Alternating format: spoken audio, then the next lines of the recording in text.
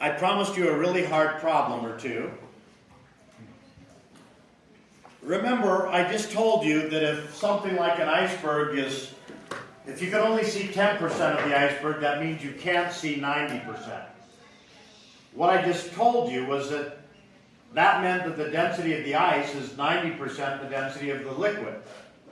Well, let me prove that. If I have a block of wood, 20 centimeters on a square, and I put it in water, suppose that it floats with 70% submerged, 14 centimeters, and 30% on top. If what I say is true, this block of wood should have a density that's 70% that of water. Well, let's see. If I draw a free body diagram for that block, I have the weight down, I have the buoyant force up. And they had better balance because they're the only two forces and there's no acceleration. So the weight down is just the mass times g, gravity, and I can replace the mass with the density of the wood, the block, times the volume of the block.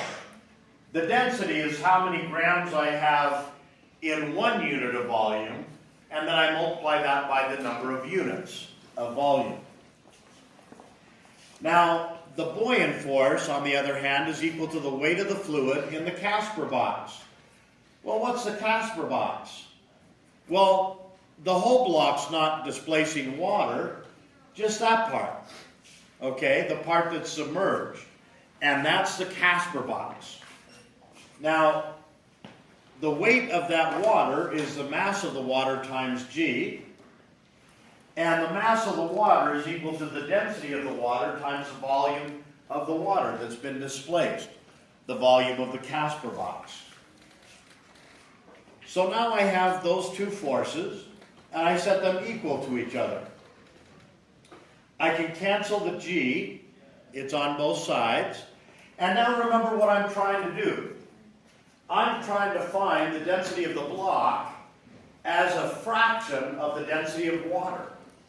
So I divide both sides by the density of the volume of the block, and I get this.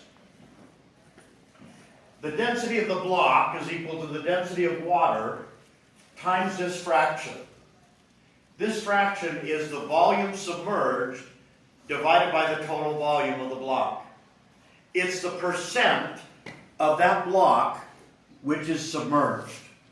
In this case, 70% is submerged, so the density of the block should be 70% of the density of water, and that's what I get.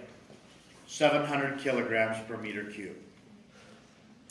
Now that derivation is not going to be on an exam. You'll never have to reproduce it. But I just wanted to show you where my prediction was coming from. We have 2 minutes. Let me give you this difficult question. You're floating in a boat in your very own swimming pool. You're rich. And in the boat with you are 6 bars of gold. You are very rich.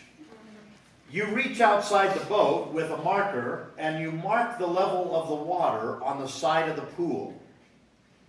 And then you, one at a time, take the bricks of gold and drop them into the pool. They go down to the bottom of the pool.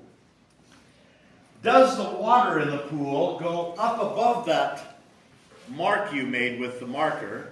Does it go down below, or does it stay the same with your clicker? Tell me what it does.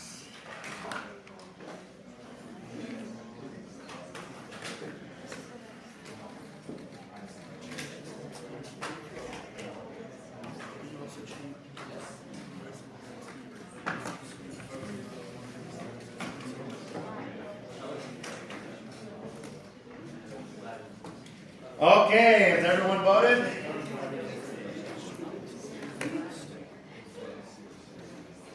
Okay, excellent.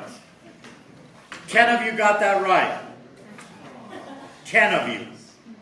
The water level goes down. We'll talk about it on Friday. Have a good day.